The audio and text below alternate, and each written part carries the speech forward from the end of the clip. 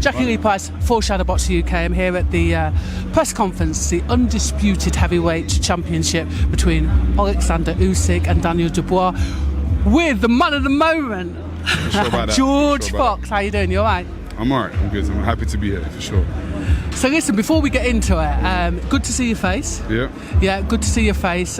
Just wanted to know what you're doing in terms of your career at the moment. Yeah, I've long break away from boxing. A few interviews that been threatening to come back. I've only went public with it recently, but I had a load of, let's say, respiratory problems. I had my lungs drained of fluid. I had pneumonia over 5 times, constant recurring. Every time I get into camp, just fall sick. It's been a while now, but I've had a clean bill of health for the last 6 months or so. Preparing to make a comeback, I'm hoping around August time. So deep in training now, shedding the weight off. I was up at 154 kilos. I'm now down about 135. Got about 10 more to go. Just training away, getting ready to make a comeback. It's good to hear that you're back, number one. Good to hear that you're getting a clean bill of health. Is that something that is basically just overtraining over time that's caught up with you? Because obviously I've known you for a while and you've been training for years, but we'll get onto that in a minute. We should talk about our origin story. First of all, this lovely woman here judged one of my first few amateur fights. I think my third fight. I fought Jamie TKV. Yes. In a division, I think Northwest. It was Northwest finals of the novices. Yes. And she judged me, gave me the decision. Yeah, but don't. Gave me the decision. Not just her. I won the fight. But here's the joke. Jamie thinks that he got robbed. I've got the DVDs. Didn't hit me with a punch, but to be fair to him, he got his revenge at a later date. But I'm sure our paths may cross in the pros in the near future. Yeah. So that's one to watch. Yeah, it was funny actually because obviously at the time I was at a club where obviously I wasn't. They thought I might cheat. I'm not a cheater. I see what I see. Do you know what I mean? Yeah. And so I remember you well, and there was a lot of buzz around you. Yeah, a lot for of buzz. sure. I haven't lived up to expectation. I'll be honest. That's something that I have to take up with myself. I don't blame anyone. Although I've had a misfortune with my health and stuff, I can only blame myself for that. But I still have time to do something about it. So that's what we're prepared to do. Well, I was going to say with the heavyweights, definitely, obviously, people mature later. But I'm also glad that you've taken responsibility and you're not looking around to blame other people. Nah, for sure not. It's up to me. I keep saying it's a me v me story. Everyone's journey is independent to to their own rhetoric, to what they want to do, to their own hard work, consistency. Fortune and luck does come into it for sure, but you also create that. And I've got the right environment, and it's all on me. Like I said, there's a saying: my biggest enemy is my enemy, and that's really true for me. And that's it. So your dad obviously is Don Charles. For anybody that I don't know where they would be living under a rock, but your dad is Don Charles. You've obviously been around the amateur scene. You've been in boxing for a long time. You would have known Daniel Dubois from when he came out, and again there was that buzz. He was at IBC with us. Sure. What do you remember about Daniel Dubois, and have you seen any significant changes since your dad's had him? Yeah, Daniel's always been known coming up. I remember him when my dad was training there at Chisora, training for obviously over 10 years. I remember Daniel coming as a young 16-year-old to spar Derek, and there was this massive buzz around him, and this young kid on the block, knockout power, always had it. So yeah, I've always known about Daniel, and now you're seeing the evolution of him in real time. You've seen his setbacks, whether it's Joe Joyce, whether it's the Usyk fight. So we've seen the hard times. And sometimes he hasn't even got credit. Even the Kevin Lorena fight, people don't realise. Even though there was controversy there, sure, but I think he tore his MCL or something. It wasn't ACL, it was MCL and LCL. He tore it in a fight, and because he's not a loud guy and his team aren't loud, you didn't really hear much about it. The guy was fighting and knocked out a guy, a credible fighter, with a torn knee. So you're seeing the evolution of him. Teaming up with my dad.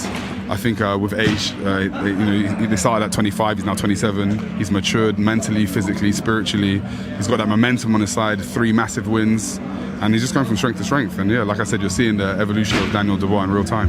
When you talk about that he doesn't get, the kind of respect that he deserves, let's be fair, I think people forget sometimes that when he was an amateur, he didn't actually stay amateur that long. Sure. And so he didn't get that massive, foundation that a lot of people get. Yeah. But obviously the things like, you would have seen the technical side, the technical growth, but what about the kind of mental? Because I remember him being at IBC. Yeah. He's not a talker. Sure. And obviously people that talk the loudest, usually everyone is... sure. gets the attention. No, no. Like me. But yeah, no, that side has come from experience, from time, from proving what he can do with actions as opposed to words. But yeah, his mentally, for me, that's the biggest side of Daniel. Like, there's these accusations around him saying that he quit for Joe Joyce. He broke his orbital bone, a bit harsh in my opinion to say someone quit. The Usyk thing, 100% there were doubts that in his mind, but it's also people need to realise Usyk is super fit. It was more exhaustion rather than quitting from the jab. People are focused on the punch too much, or that he quit from a jab. He was just exhausted. He was tired because you're having to box to a pace or a rhythm, and Usyk sets a tremendous pace. Yeah. However, what we've seen since then is improved conditioning, training harder than ever, being more disciplined than ever, being more consistent than ever. He always was, as you know, but more so than ever. And then anything in life, we're all observers of sport, particularly the beautiful sport of boxing. Confidence, it is everything. It's invaluable, it's intangible. You can't put a value on it. And him getting these big wins under his belt, especially Gerald Miller, because you have to realise Gerald Miller's a 140 kilo guy leaning all over you, and he was forced to go to the 10th round and still had the energy to stop him. And he likes to play mind games as well, doesn't he? He talks you throughout and he's on your case, so that was a massive tick where it's like, okay, cool, I can do this. Then, off the back of that, Filip Hrgović, a guy who's a no-knockout artist. He'd been knocking out, I think, 18 out of 19 Quality before him. again. Quality amateur, knocking out loads of fighters with single punches as well. Next minute, he's hit Daniel with about 40 right hands, and he's taken all of them and kept looking at him. And that, he broke Hrgovic's spirit. Before anything, Hrgović has sparred him in the past, and he's a great barometer because, like you said, how has he matured? You're talking about a guy that they've got sparring stories, a guy that was so confident that he could beat Daniel off those sparring stories. Shows that Daniel was not the same Daniel that he was then. Came through that. Then you've got AJ at Wembley, 100. Do you know what I mean? So it's like, yeah. The AJ thing for me was the coming out, and I don't necessarily mean him punching him up or anything like that. Sure. I don't mean that. When he came out, right. You know, you can tell. You will appreciate this, right? So you can tell. As somebody that's been in the corner with fighters, that have seen fighters come out, I can tell, and you can tell when a fighter is in that flow, in that state. When my man came out, I was like, oh. Okay, it's over. I said this in a few interviews, and I'm always like, the history's there. That's the great thing with interviews. You can go and check them. It's not a lie that I'm telling you. Yeah. I'm always on Team Dubois. It's my dad. You know, my dad trains him. But I'm always not neutral. But I'll give my opinion. I'll be like, look, if he does this, he'll win. If he doesn't do this, that's always my stance. And I had doubts going to AJ. I knew he could win, but obviously I had my concerns as well because of the amount of right hands he took v Hrgović. Yeah. You can't take that against AJ. But during the ring walk, I swear it on everything. I walked with him, so we're behind him for that ring walk, and he was singing to the song, and he was bouncing, and I was like, okay, you're here, you're present. The 100,000 people, whatever it was that were there, didn't face him. He was locked in, and I saw his eyes, and I was like, there's no way that this man is going to lose. I could just see that he was here in the moment, and the confidence was, you know, when people talk about aura and energy, and it was bouncing off him, radiating 100%. Off him, and I was like, okay, you're here, Daniel. You're here. Literally, and obviously you were behind him, so the fact that it was radiating from every pore, do you know what I mean? Mm-hmm. I was watching it obviously on the telly, but I was just like, oh no, AJ's in trouble here. Yeah, he's in trouble here. Mm-hmm. And like I say, you know, obviously seeing myself, the growth in confidence, and I'm not really interested in, I mean, obviously he does get a raw deal about whether he quit, didn't quit. I don't care. I actually don't care, because at the end of the day, why put yourself, you know, in a situation where you might not even be able to fight again? Yeah, for sure. So if you have to take a loss, take a knee, it's like, otherwise, so exactly. it is what it is. Do you know what I mean? To fight another day kind of thing. Thank you. Yeah. So I mean, I think this is going to be a tremendous fight. I think the difference that I'm seeing with him is a lot of people are intimidated by Oleksandr Usyk. You talked about how people get tired, or he was tired, and again, that's the kind of Usyk keeping you turning, twisting. But I see Daniel is kind of putting all those pieces together now. Does that make sense? Yeah, 100%. That's the focus. I won't give away too much of the game plan, but there's definitely this onus, this focus on not dancing to his tune. He tries to draw you into these battles of hand positioning, foot positioning, constant feints, biting into his feints, and it's all tiring. Clever, very clever. It's mentally exhausting, and he's a master at it. He's masterful at it. So it's easier said than done to say don't do it. But like I said, the one who probably ignored all of that was Derek Chisora. he's the only one Yeah, but he's that just sort of said, forget what you're doing, Yeah, I'm going to do what I'm I'm doing doing. this, yeah. And it caused him problems. Yeah. And we need to take an element of that, mixed in with an element of what Daniel already has, Yeah. and combined with the power and the intensity and the fitness that Daniel has, he can cause him serious problems. And it's just about him asserting his identity on the night. I think there's a lot more uncertainty this time than there was Oh, last for sure, time. for sure, yeah. So I want to take it back. Obviously, you offered out Oleksandr Usyk. You offered him out in a street He fight. offered me out. To be Okay, fair, he offered you out. So it would be a 4x4. If you 4v4. could choose, if Yeah. you could choose your team Yeah. from past or present boxers, who would you choose I'm gonna to be respect, on your I'm team? going to respect those that have passed over, because I don't want to bring people back back from the dead for a street fight. May they rest in peace. So we're not going to bring up any of the legends that have passed over. We're going to keep it present. And because I've already come with my A team. I gave it to an outlet before, so I have to keep consistent. So the theme of my team are British Nigerians. So I'll be the captain because naturally he's the one to challenge me, so I have to be there, and I want to be there. My right-hand man, vice captain of the team, would be David Adelaide, and that's because I know he can fight. Forget boxing, I know he can fight. Strong, vicious. The next person would be Anthony Joshua, and it's funny because not that we have a fractured relationship, but I don't always give AJ the best of times on these interviews because of previous things, and I suppose just my opinion. But he wasn't able to get the victory over Usyk in the ring. But I fancy his chances. Big, 6'6", 6'7", athletic, fast, powerful. Be able to get a few digs. Yeah, I fancy him. Because it is street he's made fight. in a lab. He's made in a lab. It's street fights exactly, as well. I fancy him. And to be honest with you, that's 3. We don't need anyone else. Us 3 will cause maximum destruction. We don't need any more help. What if you just needed to tap? No, but this is the 4th man is my wild card. Go on. And it's for business reasons and other things. It's KSI. And he would come to film everything, get the streamers, wear the GoPro.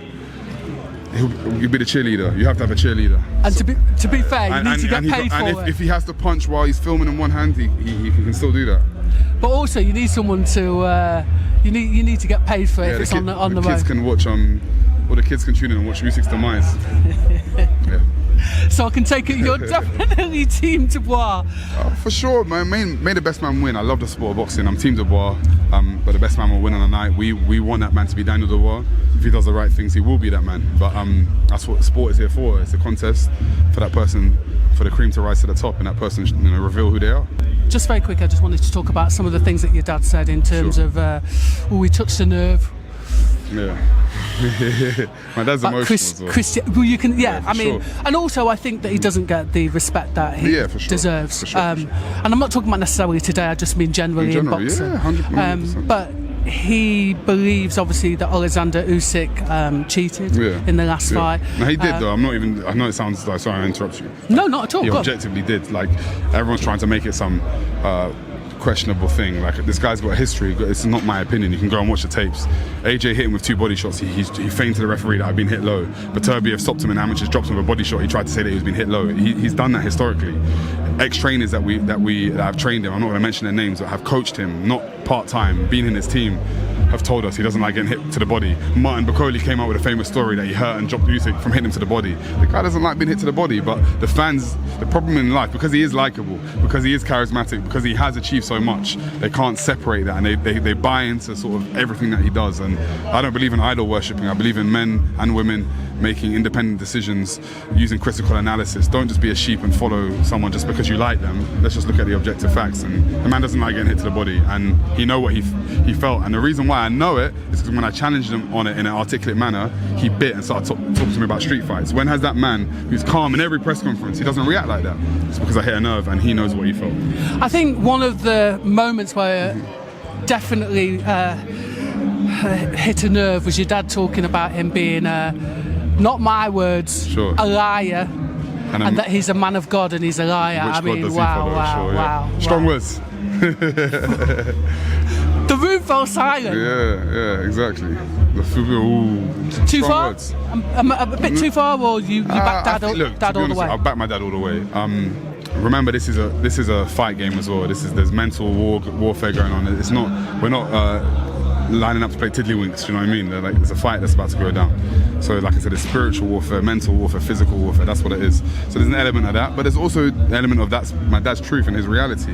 And for the people at home that just watch boxing as an event, for them, they might not get so emotionally drawn into this, but you have to realize this is people's legacy, this is people's financial security, people's retirement plan, people looking after their children, their grandchildren. So there's so much more. So you have to understand the personal feeling that goes into these events, and I think sometimes that's forgotten. I think also your dad is one of the few people, he loves boxing. Yeah, for sure. He loves boxing. He does, yeah, he breathes it and sleeps yes, okay, he gets paid for it, but he loves boxing, and that's where that emotion comes from. Yeah, and he's a very emotional guy, and you'd have to know him. Honestly, my dad's a very honest man. Has helped a lot of people in life. Not that he should then, be adored for that. It's just how he organically is. But he's a very fair person. Even me as a son, I can tell you, he's an incredibly honourable man, loyal man, and fair man. So I can't. When he gets like that, it's for valid reason, for sure.